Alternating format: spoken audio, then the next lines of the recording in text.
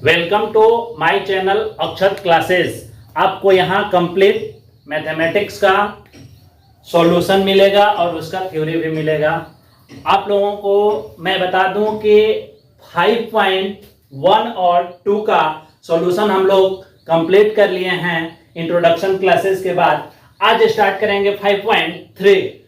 5.3 को स्टार्ट करने से पहले इसमें थोड़ा सा पढ़ना है कि त्रिभुज क्या होता है, त्रिभुज में कितने भाग होते हैं, त्रिभुज में कितने भुजाएं होते हैं, आदि आदि चीजें पढ़ने के बाद हम लोग सॉल्यूशन करेंगे 5.3 का।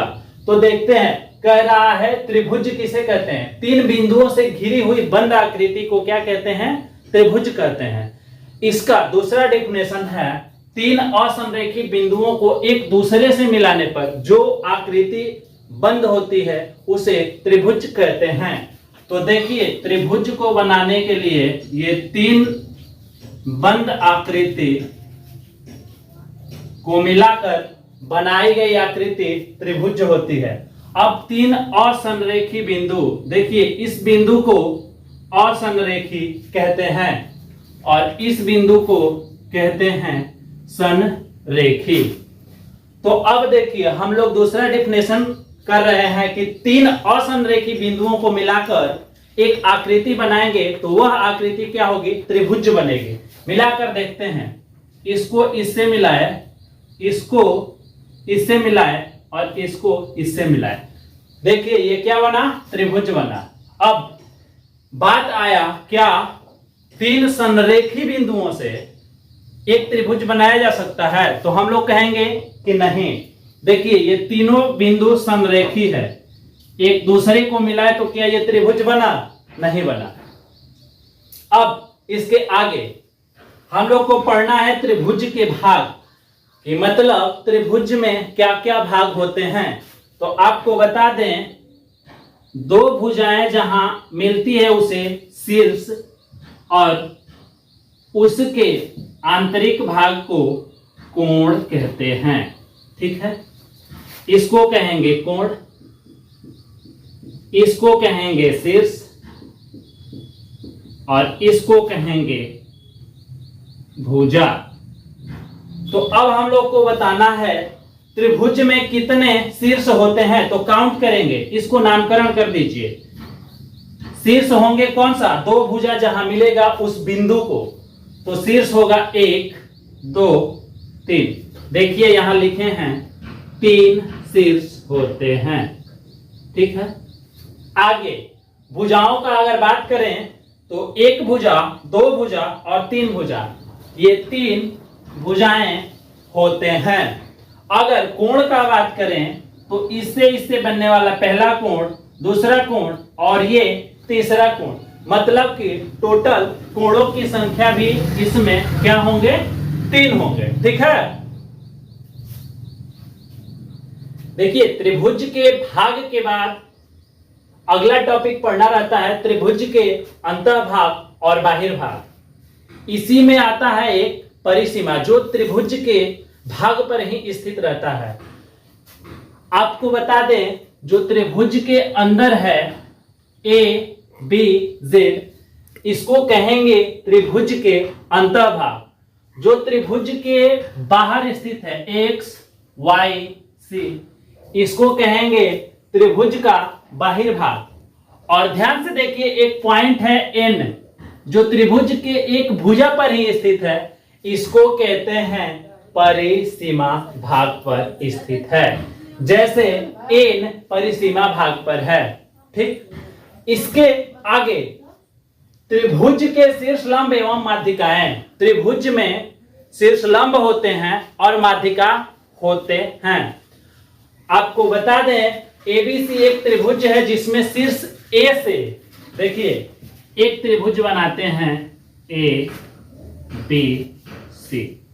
ठीक, ABC एक त्रिभुज बनाते हैं ABC शीर्ष A से, ये शीर्ष हो गया A से BC पर सामने वाली भुजा BC पर डाला गया लंब AD है, इसको लंब डाल दिए, D नाम दिए, जो BC पर डाला गया है A शीर्ष से, तो इसे क्या कहते हैं? शीर्ष लंब कहते हैं। तो त्रिभुज में 3 शीर्ष होने के कारण 3 शीर्ष लंब भी होगा। पहला A से, दूसरा B से AC भुजा पर डाला गया लंब, इसको कोई नाम दे देंगे D के बाद E, और तीसरा शीर्ष C से सामने वाले भुजा AB पर डाला गया लंब, इसको नाम दे देंगे F। यही कह रहा है कि त्रिभुज में 3 शीर्ष लंब होते हैं। ठीक है, इसके बाद आगे बताते हैं आपको कि त्रिभुज का लंब केंद्र वह होता है जो तीनों शीर्षों के द्वारा, ध्यान से सुनिएगा, त्रिभुज का लंब केंद्र वह होता है जो एक त्रिभुज में तीनों शीर्ष लंबों के द्वारा एक बिंदु पर कट किया जाता है। त्रिभुज के 3 शीर्ष लंब होते हैं जो एक ही बिंदु पर गुजरते हैं, वह बिंदु त्रिभुज का लंब केंद्र कहलाता है। देखिए वह कौन सा बिंदु है? वो बिंदु है O। इसे क्या कहेंगे? लंब केंद्र। ठीक है, यहां तक तो क्लियर हो गया। अंतःभाग, बाहिर्भाग, परिसीमा और त्रिभुज का शीर्ष लंब। अब माध्यिका पढ़ाने के बाद हम लोग आगे का एक्सरसाइज स्टार्ट करेंगे।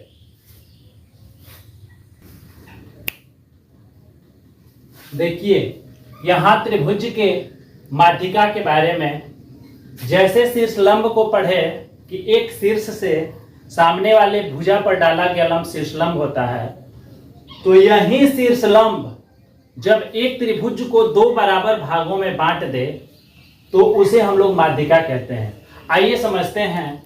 एक त्रिभुज है ABC, ठीक है, ये त्रिभुज है ABC। तो इसमें यदि माध्यिका निकालना है तो शीर्ष लंब हम लोग पढ़ लिए। एक शीर्ष से सामने वाले भुजा, मतलब कि BC भुजा है, इसको नाम दे देंगे D। अब देखिए माध्यिका का कहना है कि वैसा शीर्ष लंब इस एक पूरे बड़े त्रिभुज को शीर्ष लंब के द्वारा 2 बराबर भागों में बांट दिया गया। अगर ये दोनों भाग बराबर हुए तो ये क्या हुआ? इस त्रिभुज का माध्यिका हुआ। ऐसे ही माध्यिकाओं की संख्या कितनी होगी? तो 3 होगी। ठीक है, माध्यिकाओं की टोटल कितनी संख्या होगी? 3। इसका भी नाम दे लेते हैं DEF। ठीक है, अब इसके आगे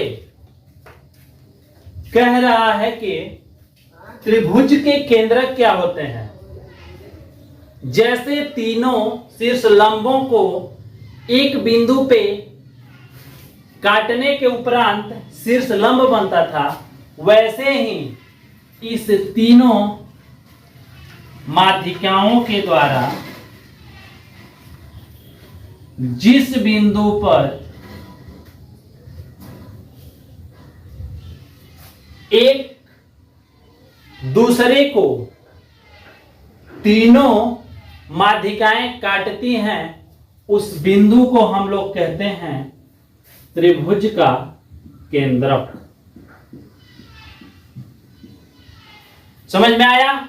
तो अब कोई कहेगा कि केंद्रक और शीर्ष लंब में क्या अंतर है, तो हम लोग कह देंगे माध्यिकाओं के द्वारा जो बिंदु कट करके पाया जाता है उसे केंद्रक कहते हैं, और शीर्षों के द्वारा जो बिंदु कट करके पाया जाता है उसे शीर्ष लंब कहते हैं। आइए अब 5.3 का एक्सरसाइज करते हैं। ठीक है,